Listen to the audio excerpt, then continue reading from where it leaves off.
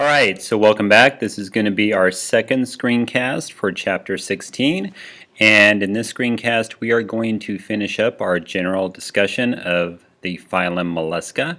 And we're going to do that by talking about the circulatory system, the digestive system, the excretory system. We're going to talk a little bit about the nervous system and finish up with a discussion on the reproductive system.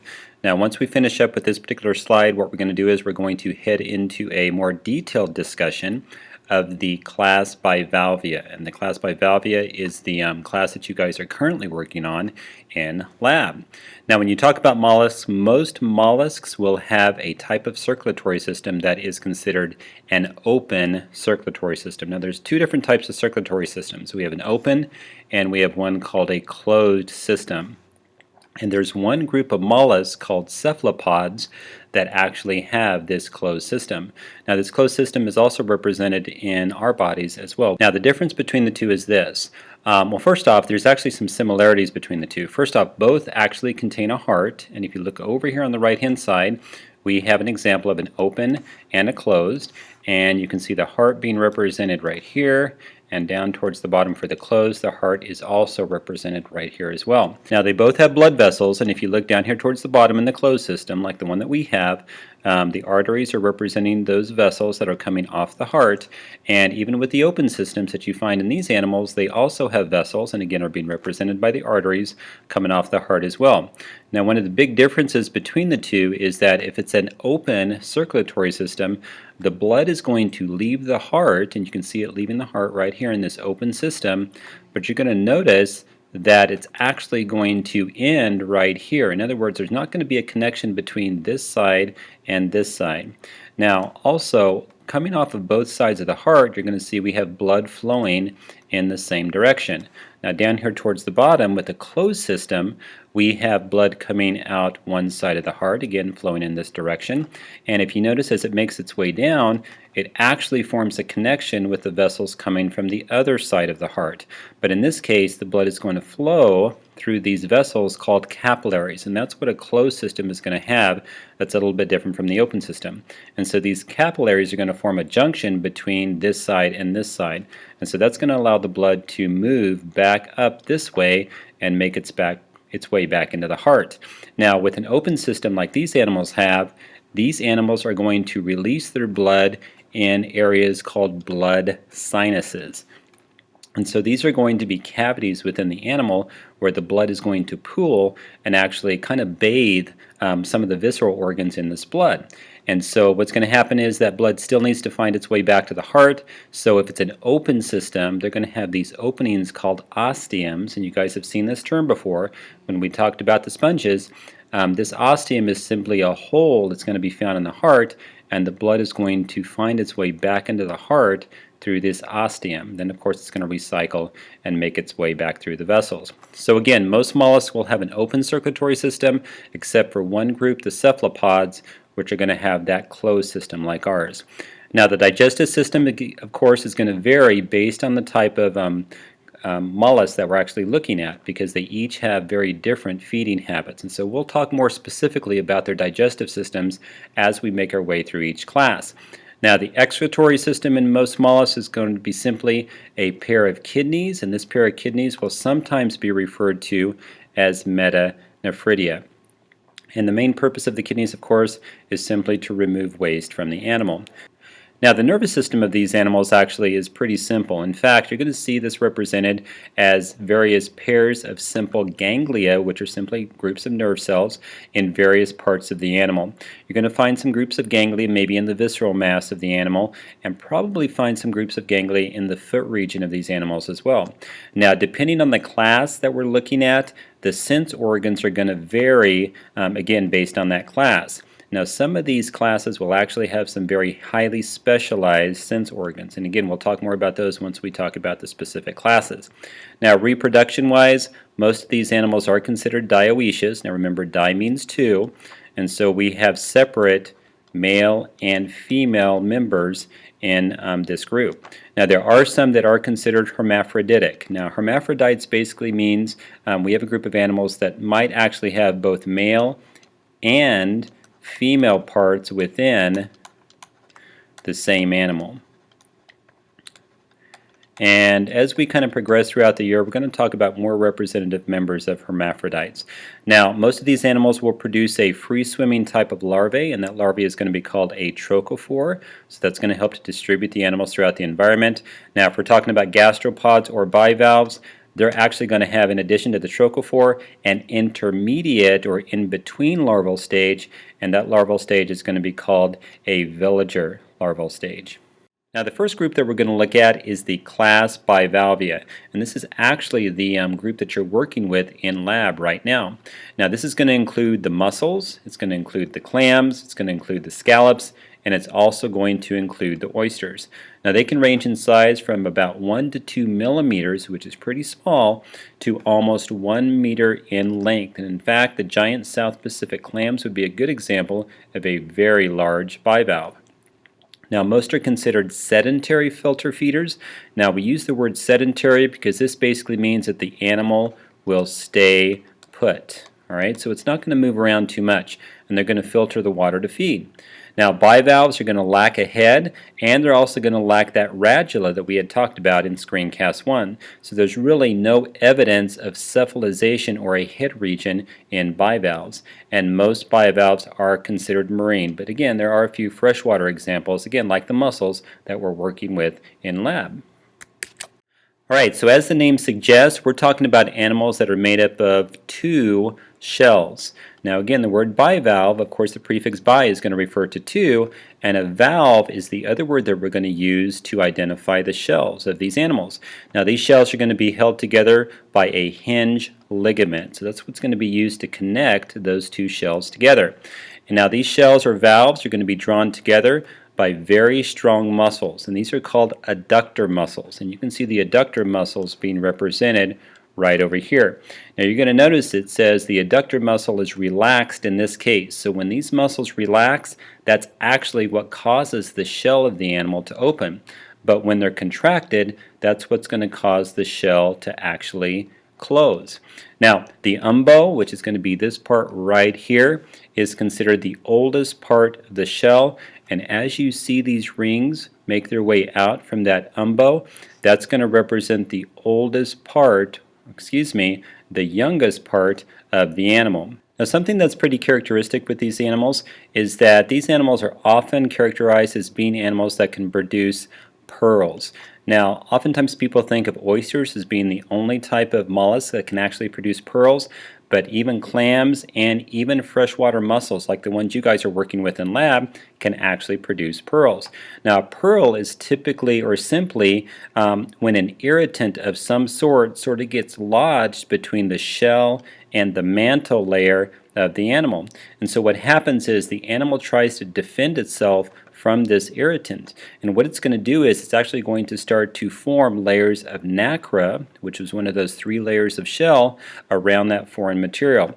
So it's going to continuously form this nacre around that irritant, and that's what's going to produce the shell, or not the shell, but the pearl that you see in the animal. So when looking at a typical bivalve, what you're going to notice is it's made up of 2 primary parts. It's going to be made up of the visceral mass, which again, remember, the visceral mass is the area of the animal that is going to contain most of the internal organs. And this visceral mass is going to be suspended from the dorsal midline of the animal. And so if you notice down here, you can see the gills of the animal. Right underneath the gills is where you're going to find that visceral mass. Now the foot of the animal is going to be attached anteroventrally on the animal. So this is going to be in the anterior region on the ventral side of the animal. So in this case you can see the foot being represented right here, and so this would be the anterior region of the animal, and again towards the bottom of the animal. It is considered ventral. Now the Tinidia, which also again is going to be referred to as the gills of the animal, are going to hang down on each side, and so you can see the gills being represented right through here. And each is going to be covered by a fold of tissue called the mantle. And so you can see the mantle in this particular example right through here. So remember, this is just one half of the animal. So this is the mantle on the bottom, and so there would have been a mantle or a piece of mantle tissue that actually would cover the top here as well. Now the posterior edges of the mantle folds are going to form the excurrent and incurrent openings. And sometimes what we'll do is we'll call these apertures. And there's even a few textbooks as well as some literature that will actually call these siphons as well. But you got to be a little bit careful with the word siphons because there are some actual mollusks that actually produce sort of a modified mantle that can be characterized as an actual siphon for that animal. Now, if you notice down here, you can see the excurrent siphon. Again, they're using the word siphon right through here. So that could be siphon, it could be aperture. We just call it the opening. And you have the incurrent siphon, aperture or opening located right here. Now it says in burrowing clams the mantle is going to form very long siphons that are going to reach the water above. So again, you kind of have to be a little bit careful with that word siphon because sometimes you'll have a modified mantle that will be specific to certain species of these animals. So there's actually a couple of different ways that these animals will make their way through their environment. Now remember we said most of the time bivalves tend to be relatively sedentary in nature. In other words, they don't move around too much, but occasionally they do have the need to move. And the way that they're going to do that is by actually extending that foot. They're going to extend it and they're going to anchor that foot into the substrate. Now the way that they actually extend the foot is by pumping blood into the foot itself. And so when blood is pumped into the foot, that foot is going to extend from between the valves of the animals. Now remember, the valves are the shell of the animal. Now it's going to shorten the foot once it's been anchored into the substrate, and that's going to allow the clam, the oyster, whatever we're looking at, to actually be pulled forward in the environment. Now one exception to this is the scallops. Scallops have a very rudimentary form of jet propulsion. So what these scallops can actually do is they can actually clap or quickly shut their valves or their shells. If you look down here towards the lower right, we have an example of a scallop moving through its environment. And oftentimes they'll do this to quickly escape, for example, from predators. And if you notice, this scallop has its valves open, and so what it's going to do is it's going to quickly shut the valves, and that's going to cause water to actually be released very quickly from the animal. And so that's going to cause the animal to sort of jump or kind of dance throughout its environment. And so then what it's going to do is it's going to quickly open the valves again. That's going to cause water to be sucked right back into the animal. Then it's going to quickly shut that valve, and again water is going to escape really quickly. Now when you talk about gas exchange in bivalves, they actually use two different body parts to accomplish this. So what they're going to do is they're going to use not only the gills that are found within the animal, but they're also going to actually use the mantle itself to perform gaseous exchange. Now when you recognize the gills on a bivalve, you're going to notice that they are simply seen as filaments that sort of drape over each side of the animal. So over here on the right, what you see right through here, these are the paired gills, all right? And again, you're going to find another pair of gills over here on the left-hand side. Now, filaments are going to fuse to form plate-like lamellae with vertical water tubes that are going to be inside. So these gills are actually made up of various plates, and you can see the individual plates through here. Now, if you notice, these water tubes, which are represented right through here, you can kind of see the openings if you were to dissect through these gills. These are going to actually give you an opportunity to see where these lamellae would be located. And these lamellae are represented right through here. And if you notice, these lamellae are very heavily vasculated, which means they're very heavily ladened with blood vessels.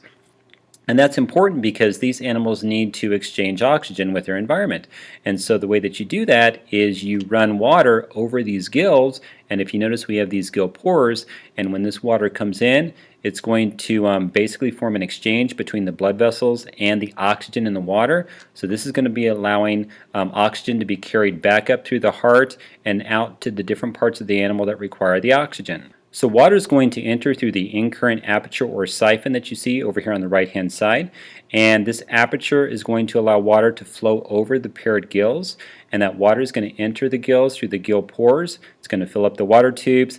Gas exchange will occur between the water and the blood vessels found within the lamellae of those water tubes. Then of course it's going to be carried by the heart to the different parts of the body.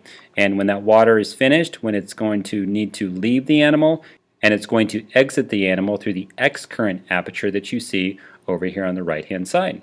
Now remember, most bivalves are considered filter feeders, and so what they're going to do is they're going to take suspended organic matter and this matter is going to enter the animal through the in-current aperture or siphon found on the animal. So down here towards the bottom, you're going to see this in-current siphon right about here, and there's going to be an in-current flow of water with food particles. They're going to make their way into the animal through this opening.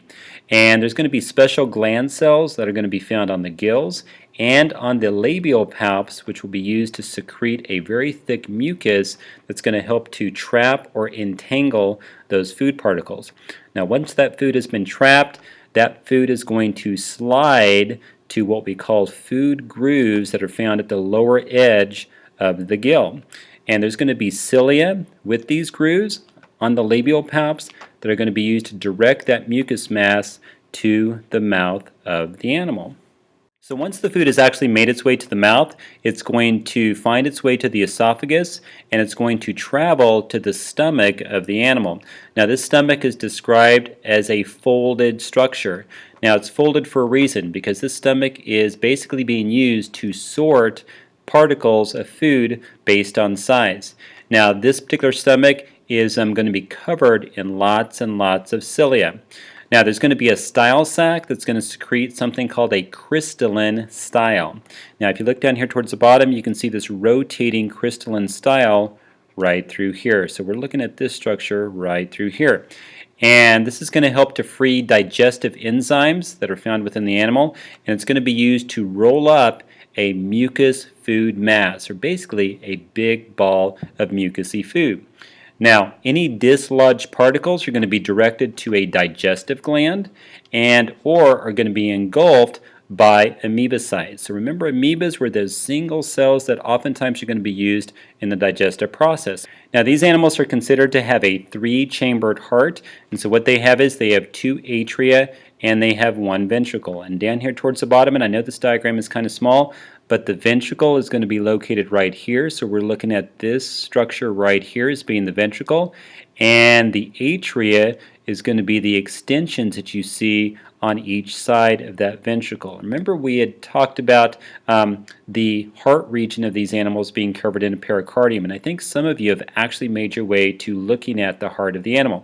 So what you're going to do is you're going to look for a ventricle, which typically looks kind of like a long tube, and you're going to look at 2 atria that would be branching off of that heart. Now, again, some blood is going to be oxygenated in the mantle. So again, remember, oxygenation is going to occur via the mantle and also via the gills of the animal. Now, the remainder is going to circulate through the sinuses, it's going to circulate through the kidneys, it's going to circulate through the gills, of course, to pick up oxygen, and then it's going to circulate back to the auricles of the animal, with the auricles being the chambers that we just described above, the 2 atria and the 1 ventricle. Now, these animals have a pair of U-shaped kidneys, again sometimes called metanephridia, and their nervous system actually has 3 pairs of ganglia that are connected together. And if you look over here on the right-hand side, you can see the petal ganglia located right here. So these are going to be the ganglia that are actually going to be located within the foot of the animal. We have the cerebropleural ganglia, which are going to be a little bit more dorsal on the animal, so kind of towards the top, maybe close to the visceral mass of the animal, again in close association with the stomach. And then we have more defined visceral ganglia right here. But again, the thing to look at here is that they are all connected together. Now, the sense organs are very poorly developed when it comes down to bivalves. They do have statocysts, and we've talked about statocysts in the past. Their main function is to determine balance in the animal, or the foot in this case. They have something called Osphradia, which are chemoreceptors in these animals, and these tend to find themselves in the mantle cavity of the animal. And there's actually some bivalves that have what we call mantle eyes. Now, these are eyes that actually have a cornea, a lens, a retina, and a very strong pigmented layer that actually appears as eyes on the animal. So it looks like eyes we would typically see.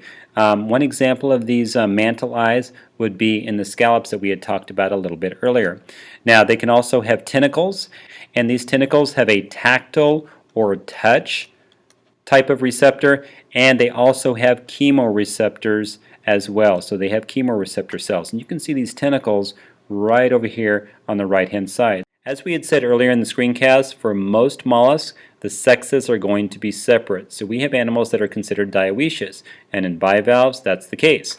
Now the gametes, which is going to be the sperm and the egg, are going to be carried out in the excurrent flow of the animal. So fertilization usually is going to be external, except for the freshwater clams. Now in this case, they actually have internal fertilization. Now the larvae that are produced from these particular types of animals are actually one of the few parasitic mollusks that you'll see out there. So the larvae that are produced are going to attach to the gills of passing fish, and that's where they're going to actually live as parasites just for a brief period of time. And so you can see these Glaucidia right over here. These are considered the parasitic life stages of the animal. So these are going to be in the gill of a fish. So eventually, after a period of time, they're going to detach from the gill of the fish, they're going to sink to the bottom, and that's where they're going to begin their independent life and develop into the adult mussel. So that's going to finish up our second screencast for Chapter 16. Please make sure that you have completed the screencast study guide before you come to class.